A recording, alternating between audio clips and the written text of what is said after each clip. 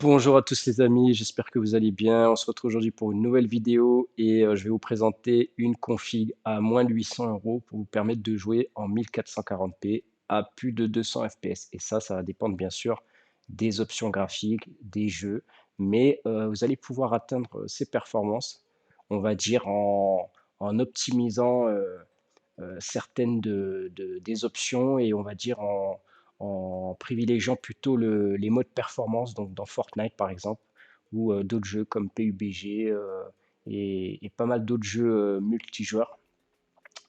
Euh, donc ce seront des performances qui seront atteignables uniquement en mode performance, en DLSS 3 ou en abaissant quasiment toutes les options en mid, voire low.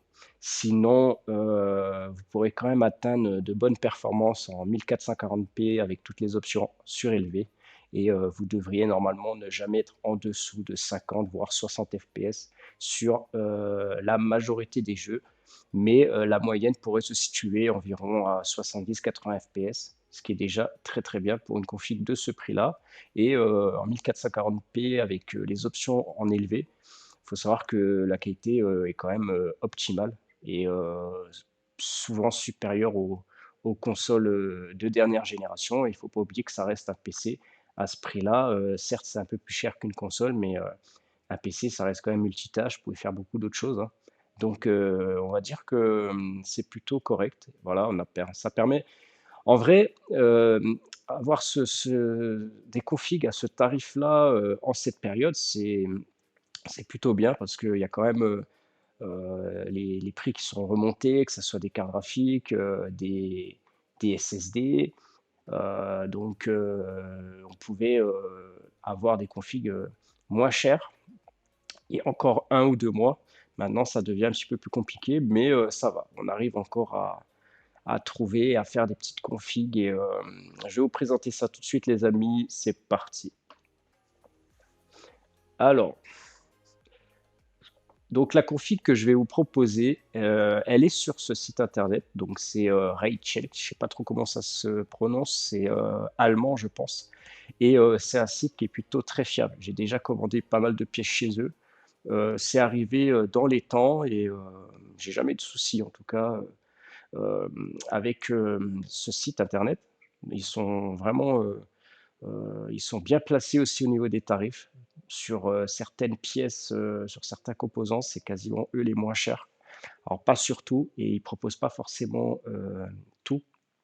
Il y a des pièces qu'on va pouvoir trouver chez Amazon ou sur d'autres sites internet qu'eux ne proposeront pas forcément, mais quand même il y a un très, il y a une gamme très large au niveau du choix et ils proposent pas que de l'informatique, hein. Ils proposent tout ce qui est électronique, télé, etc., etc., de l'outillage, voilà, il y a un peu de tout et du coup, c'est ce qui fait que le site, il est un peu, je trouve, lent.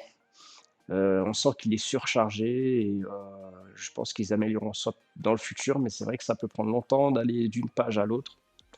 Mais, mais voilà, c'est le seul inconvénient. Donc, je vais vous présenter là une petite config à moins de 800 euros avec les frais de port. Ça se pourrait que vous trouveriez moins cher. Franchement, vous pouvez même trouver moins cher que ça.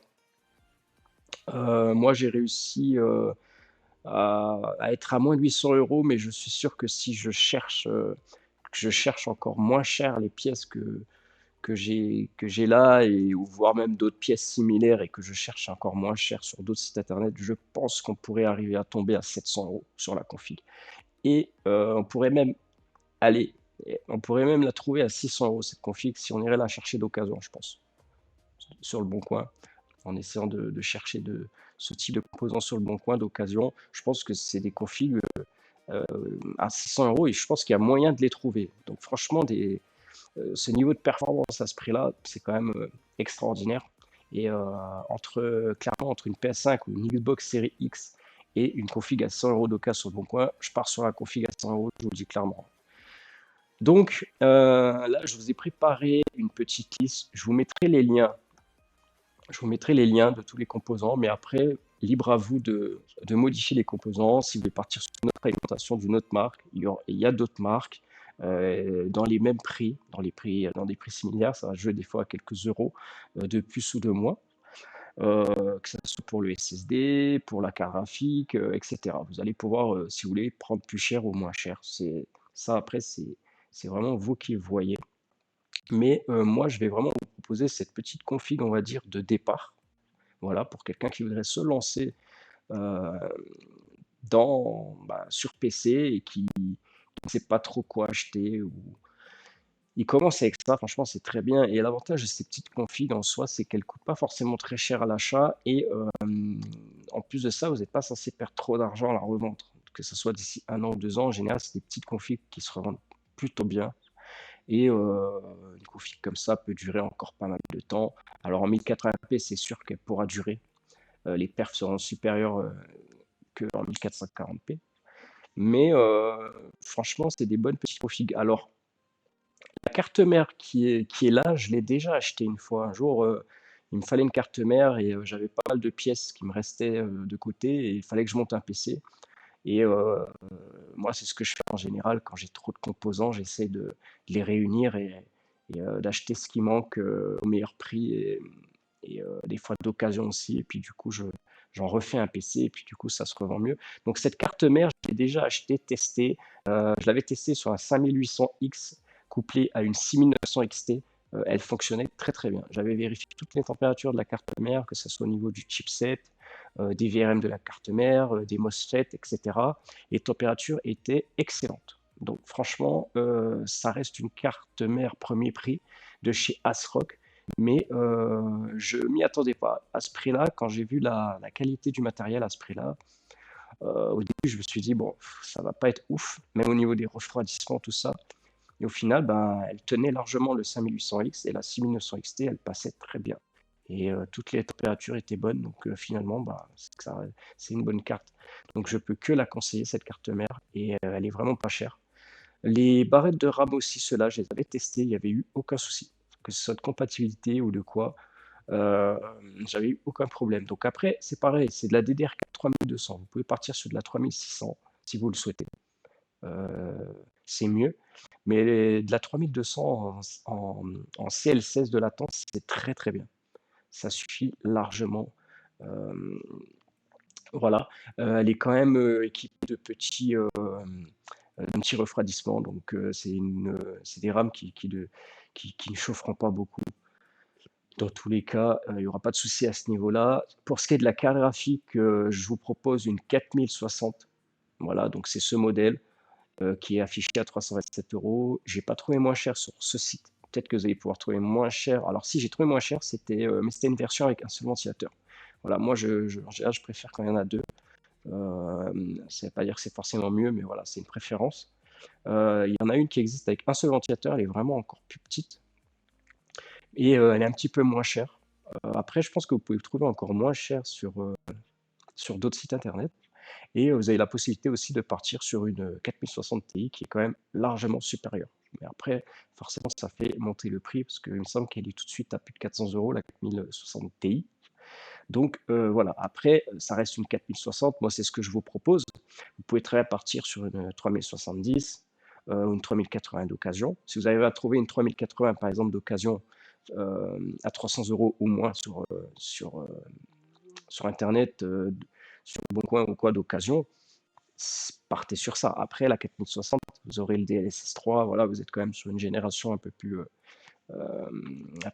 récente, ce qui fait que vous aurez moins de mal aussi à revendre le composant dans 1 ou 2 ans si vous souhaitez rechanger de config. Donc voilà, il faut aussi prendre en compte ça. Alors certes, d'ici 1 an ou 2, ça sera plus compliqué de revendre des séries AM4 avec de la DDR4 et tout, mais si on partirait là sur de la DDR5 et de la dernière génération de processeurs et tout, on ne serait pas du tout à ce tarif-là, ça serait compliqué. Pour ce qui est du SSD, c'est pareil, celui-ci aussi, je l'avais pris, je l'avais testé, j'avais pas vu de problème. Alors, il n'y a pas de refroidisseur sur ce SSD-là, mais c'est un CD qui est limité à 3000 émos en lecture, et en écriture. Ça suffit largement pour faire tourner vos jeux. Il y a pas besoin d'avoir 10 000 émos, même 100 émos, ça fait tourner les jeux encore, actuellement, sur les anciens SSD là, ça tourne encore.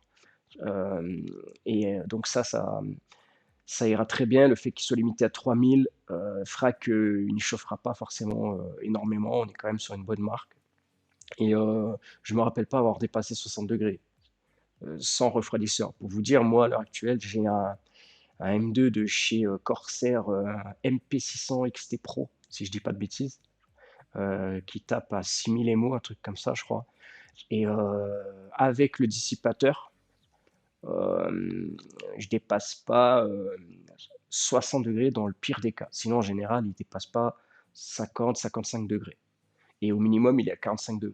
Mais sans dissipateur, je pense qu'on dépasserait les 70. Du coup, ça serait, plus compliqué. C'est surtout cette température-là qu'il ne faut pas dépasser sur les SSD. Mais celui-ci, sans dissipateur, je pense pas qu'il je me rappelle plus, mais il me semble qu'il dépassait pas 60°. Voilà. Pour ce qui est de l'alimentation, je vous propose une Be Quiet de 650 watts. Donc celle-ci, il me semble qu'elle est en 80 plus bronze. Moi, j'étais parti sur un tout petit peu, dans ces tarifs-là. Elle était à 750 watts en 80 plus or. C'était heu, une Argus,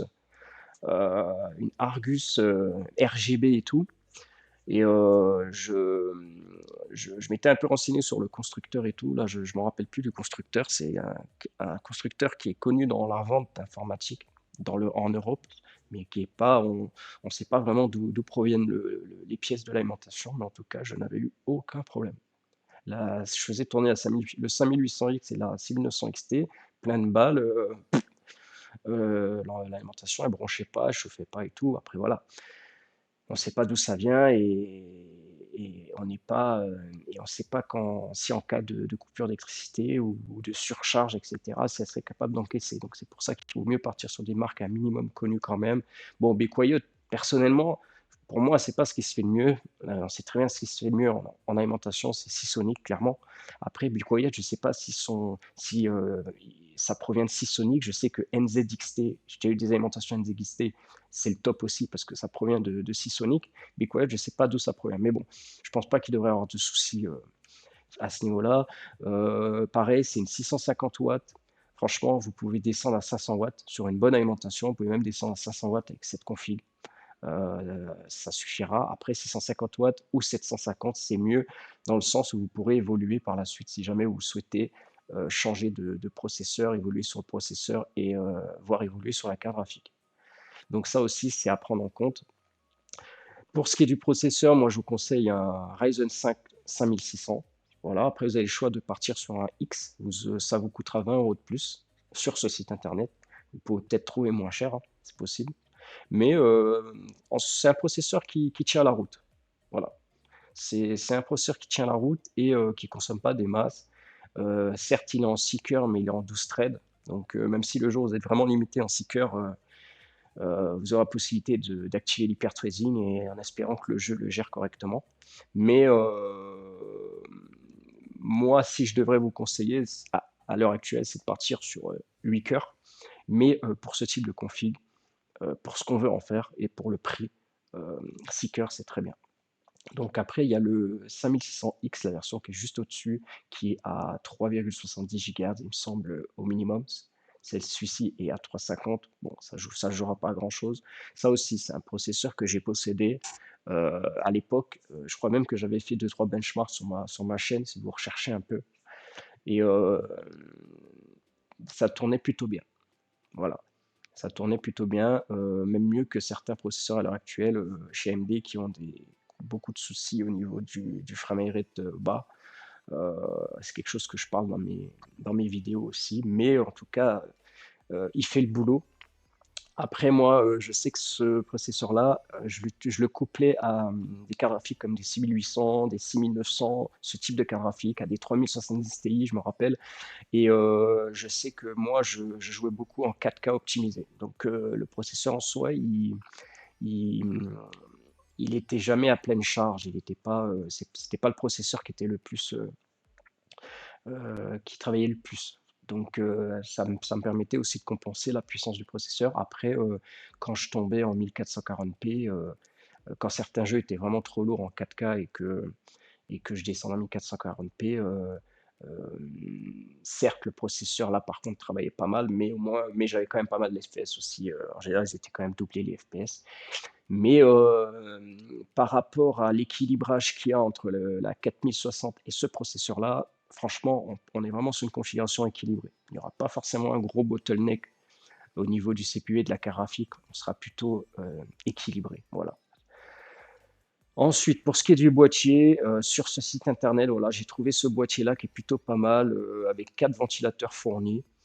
À ce prix-là, ça fait le boulot. C'est pas non plus un truc de fou, mais si on voulait rester dans les tarifs, il fallait rester sur ce type de boîtier. Mais vous avez de quoi apporter de l'air à l'avant et le faire ressortir à l'arrière. Voilà, c'est le minimum qu'il faut pour avoir des bonnes températures. Pour ce qui est du processeur, normalement, dans cette version, vous avez le ventirad d'origine qui est fourni. Ça suffit largement. Ce processeur-là ne consomme pas non plus énormément, il chauffe pas non plus énormément. Pour une config d'entrée de gamme, ça suffit largement. Et vous pouvez retrouver la même version sans justement le petit ordinateur d'origine de AMD et vous allez payer le processeur beaucoup moins cher. Je crois que vous allez payer presque 20 à 30 euros de moins. Mais pour 20 à 30 euros de plus, vous avez le ventilateur, le ventirad d'origine. Euh, c'est c'est plutôt bien. Niveau qualité-prix, c'est des petits ventirades que j'ai déjà testés et qui font le boulot pour ces processeurs-là en tout cas. Et puis après, si vous voulez partir vraiment sur un water cooling à IO, même en 120 mm, bah, vous faites des recherches, vous allez sûrement trouver dans les 40-50 euros. Voilà, après ça, c'est à vous de tout modifier. Moi, je vous donne une base. Et après, voilà, j'ai même réussi à vous rajouter un petit clavier souris, 20 euros. Je crois qu'il y a même le tapis, exact, ouais, il y a même le tapis de souris. Alors après, vous voyez, presque tout est en stock. Là, il y a des quantités limitées. Vous verrez que des fois, il y a des composants où la livraison n'est pas de 3 à 6 jours, mais est plutôt de 5 à 9 jours. Donc après, ça, c'est aussi à vous de voir. Mais on s'en tire pour moins de 800 euros avec la livraison sur du matériel neuf. Vous avez quand même une RTX 4060 en 8 Go. Alors bon, vous serez sûrement limité par les 8 Go sur certains jeux, suivant les options. Si vous montez les options en élevé ou en ultra, euh, ça pourra arriver que vous serez limité en 8 Go, mais franchement, ça fera le boulot. Ça fera le boulot si vous gardez les textures en ultra et que le reste, vous essayez de jouer avec les ombres et tout, que vous descendez les options en, en moyen, euh, ça va le faire. Ça va le faire, franchement, pour quelqu'un qui veut faire du Fortnite en mode perf. Avec cette config-là en 1440p, les 200 fps, vous allez les atteindre, c'est sûr. Voilà, en 1080p, vous allez même pouvoir taper du 300 fps avec ce type de config. PUBG, c'est pareil. Même Battlefield, j'ai regardé les benchmarks de la 4060 en 1440p et en 4K. Franchement, elle faisait le boulot sur Battlefield. Là. Elle était pas très très loin de la 6800. Mais c'est vrai que sur la plupart des jeux, la 6800 était quand même la XT. La 6800 XT était des fois 2 fois supérieure à la 4060. Ça dépendait des jeux. Mais après, il suffit qu'il y ait des jeux qui proposent le DLSS, etc. Franchement, vous arrivez vite à remonter. Et puis voilà, au niveau de la stabilité, vous serez OK. Avec une carte graphique NVIDIA, vous serez OK, il n'y aura pas de souci. J'avais même fait des recherches et j'avais remarqué que la 4060 finalement était plus stable que ma propre carte actuelle de chez AMD sur le jeu sur Battlefield 2042. C'est vrai qu'il y a beaucoup de soucis avec AMD sur ce jeu-là en ce moment, encore maintenant. Et quand des fois que je vois qu'une 4060 arrive à être plus stable que ma 6950 XT chez AMD, alors heureusement que c'est pas dans tous les jeux, mais voilà, ça fait chier quand même quand tu sais qu'une 6950 XT c'est 2 fois supérieur qu'une 4060. Quoi. Bon, voilà. Donc pour ce qui est de la carte mère, on a quand même alors certes, on n'aura pas du Wi-Fi, on aura quand même du Bluetooth. Alors peut-être pas du Bluetooth en 5.0, mais on aura de quoi comme Bluetooth là-dessus. Ah, ils le disent même pas ce qu'on a dessus, c'est bizarre. Je sais même pas si on a un Bluetooth là-dessus, mais je pense que si. En tout cas, oui, elle est quand même la carte mère est capable de prendre en charge, la DDR4 à plus de 4733 mégas. Bon, ça, c'est toujours ce qu'ils disent, hein. On est en PCI 4.0 au niveau de la carte graphique, donc ça, c'est bon. Et on a un PCI, Gen 4 pour, le SSD M2, voilà. Après, faites des recherches, je me rappelle plus du tout si elle avait le Bluetooth, à vérifier. Je sais plus du tout, je m'en rappelle plus. Mais en tout cas, elle faisait le boulot. Franchement, cette carte mère, j'étais quand même étonné parce que certes, on n'a pas de refroidissement au niveau des VRM, mais on a quand même des grosses VRM et je me rapp et j'avais regardé, elle chauffait pas et là, on a le refroidissement du chipset qui est juste là. Pareil, il chauffait moins que ma X570S que j'ai à l'heure actuelle, de chez MSI, il chauffait beaucoup moins le chipset de cette carte mère, pour vous dire, hein. Mais en tout cas, voilà, j'ai eu aucun souci avec cette carte-là. J'ai fait vraiment beaucoup de tests.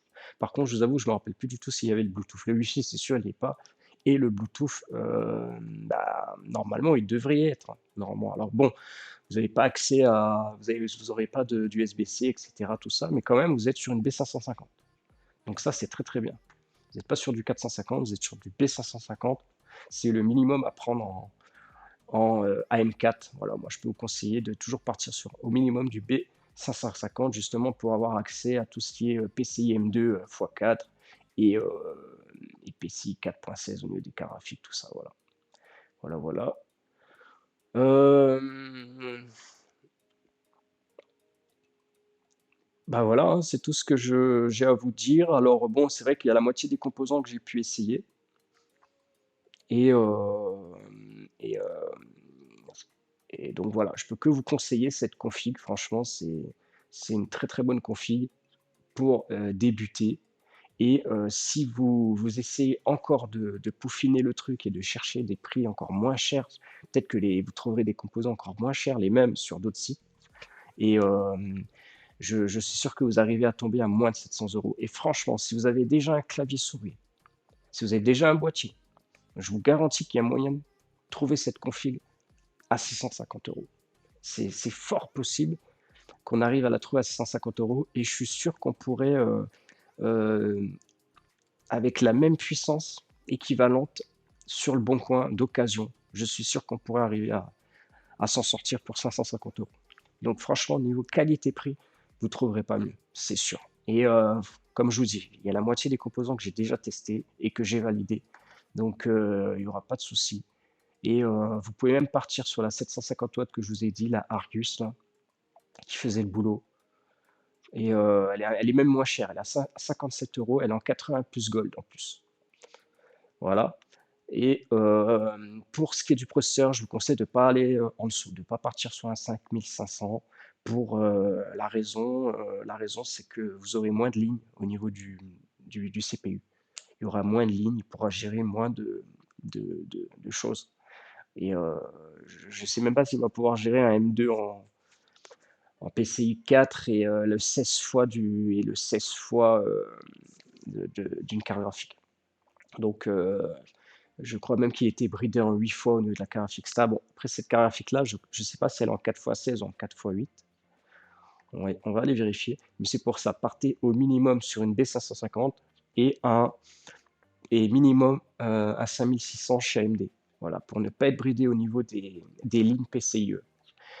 Et si je peux vous donner aussi un petit conseil, mais avant ça, je vais juste vérifier qu'elle est bien en 4x16, cette carte graphique.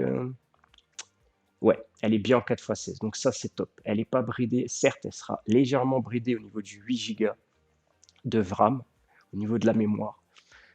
Mais je dirais dans 20-30% des jeux, si vous tapez dans le Ultra, etc. Et puis suivant certains jeux qui ont de très grandes maps, mais dans 80% des jeux, ça va le faire. Et vous n'êtes pas bridé en x8 là, au niveau des lignes. Donc ça, c'est top. Je pense que c'est pour ça que quand j'ai regardé des tests de cette petite carte graphique, je pense que c'est pour ça qu'elle est très très stable aussi. Elle serait en x8, ça serait plus compliqué. Donc chez AMD, c'est pareil. Si vous partez sur une gamme chez AMD au même tarif, Faites très attention au niveau des lignes parce que la 6600 XT, je me rappelle à l'époque, quand je l'avais eue, elle était, ça la bridait. Elle était en x8 au niveau des lignes PCIe et c'était très, très compliqué. Quand il fallait, monter, de résolution, dès qu'on montait en 1440p, ça se compliquait. 4K, je vous en parle même pas. Heu, Elle était, vraiment limitée en 1080p à cause de ça. À cause de et en plus, elle avait un bus qui était très, très petit de 128 si je me rappelle. C'était vraiment, une mauvaise carte. C'était pas mauvaise dans le sens où, fallait pas dépasser à 1080, mais voilà, on pouvait rien faire d'autre avec. Celle-ci, elle est quand même aussi limitée en 128, mais elle est pas limitée au niveau des lignes là, PCIe. Donc voilà. Après, c'est vrai qu'il faut pas non plus, dépasser, faut éviter de dépasser à 1440p avec ce type de carte graphique et plutôt privilégier les modes performance, voire le 1440p optimisé. Voilà, donc sans taper toutes les options à fond. Il faut que vous gérez le mid et le height et plutôt privilégier le ultra et pour tout ce qui est texture. Voilà. Mais n'hésitez pas avec cette carte graphique à utiliser le DLSS 3 quand vous le pouvez. Alors pas forcément dans les jeux compétitifs parce que on sait que ça rajoute quelquefois de la latence et cetera. Mais, pour tout ce qui est autres jeux solo et tout, si vous avez la possibilité d'activer le DLSS 3, faites-le. Vous allez gagner vachement en perf et pour tout ce qui est jeux très compétitifs comme Fortnite et tout, vous essayez de passer en mode performance et vous diminuez la qualité graphique et vous taperez les plus de 200 FPS, c'est sûr. Donc si vous avez un écran 144 Hz 1440p, vous allez pouvoir en profiter avec cette carte graphique, sous les conditions bien sûr, que je vous ai dit.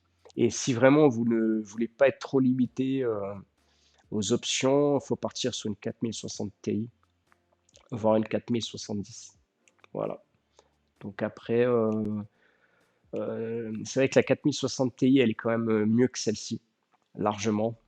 Et pour ce qui est des 4070, vaut mieux partir sur la TI Super, qui est débridée en 16 Go de RAM.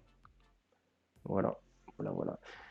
Donc, je vais vous mettre tous les liens de cette config quand même dans la vidéo en dessous. Si jamais vraiment vous voulez pas vous casser la tête, aller chercher d'autres composants moins chers, aller essayer de trouver encore moins cher. Voilà, parce que là, vous avez tout accès sur ce site internet. C'est un site fiable. J'ai déjà commandé plus d'une fois sur ce site, il n'y a jamais eu de problème. Vous avez la possibilité aussi de payer par PayPal. Vous pouvez même payer en plusieurs fois sur PayPal, en 4 fois. Donc franchement, si vous arrivez à vous en sortir avec moins de 800 euros, si par exemple vous avez déjà le clavier et vous avez déjà le boîtier, voilà, ça vous fait 5-7, ça vous fait quasiment 80 euros en moins. Et vous vous retrouvez avec une config à 700 euros. Vous divisez ça par 4 en paiement plusieurs fois et vous vous retrouvez à payer 170 euros par mois. Voilà. Et c'est très très bien. C'est une bonne config, franchement. Config d'entrée de gamme, celle-là, elle est plus que validée. Vraiment, elle est plus que validée. Et on ne pourrait pas atteindre ces tarifs-là, je pense, avec des dernières générations en processeur et en DDR5. Ça serait très compliqué. Ça serait compliqué. On serait, je pense, à 100 voire 200 euros plus cher. Je pense qu'on serait au moins 200 euros plus cher. Bon, après, ça reste correct, hein, franchement. 900 euros pour la même config et à la place un processeur de chez AMD, par exemple, un 7600 et une carte mère à 130 euros en DDR5, plus la DDR5, on serait à 900, 950, voilà, maximum 1000 euros, je pense. On serait à maximum 1000 euros. Voilà, on serait quand même à entre 200 et 300 euros de plus.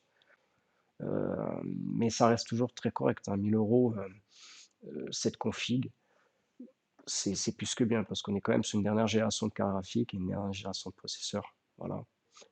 Donc après, je vous referai une petite vidéo avec une prochaine config, cette fois-ci, ben, avec les derniers composants des DDR5 et processeurs de chez Intel et Nvidia, de chez Intel et AMD, et voir si on arrive à ne pas dépasser la barre des 1000. Ça serait pas mal. Donc voilà, ce type de config, franchement, vous l'achetez, vous la recevez en moins de 6 jours. et vous avez juste à installer Windows avec une petite clé USB dessus et c'est parti, let's go. Là, vous avez tout, hein, tout ce qu'il faut pour jouer. Vous avez juste à brancher le câble sur votre écran et c'est opérationnel.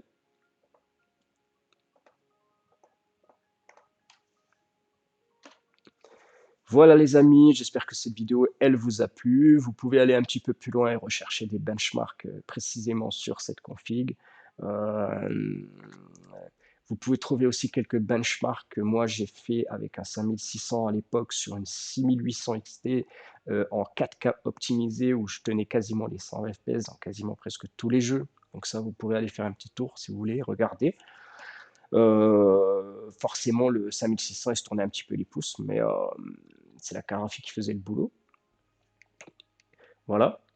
Après, forcément, sur des jeux multijoueurs, massivement multijoueurs comme Battlefield 2042 ou ce type de jeu où on est quand même beaucoup sur des maps, ça peut être compliqué. Pour 6 cœurs, ça peut être compliqué, même 8 cœurs des fois, c'est très compliqué. Surtout sur des jeux comme ça qui exploitent beaucoup le CPU. Mais ça faisait le boulot en tout cas, voilà. Alors bon, vous n'aurez pas les perfs d'une 6800 XT avec une 4060 en rasterisation, mais vous serez pas loin en tout cas avec le DLSS 3, c'est sûr. Et si vous baissez toutes les options graphiques, voilà. Donc c'est à privilégier pour les performances sur tout ce qui est jeu comme Fortnite, etc. Après, je vais pas vous mentir que chez Intel, je sais pas si on serait peut-être un petit peu plus cher, il faudrait que je regarde.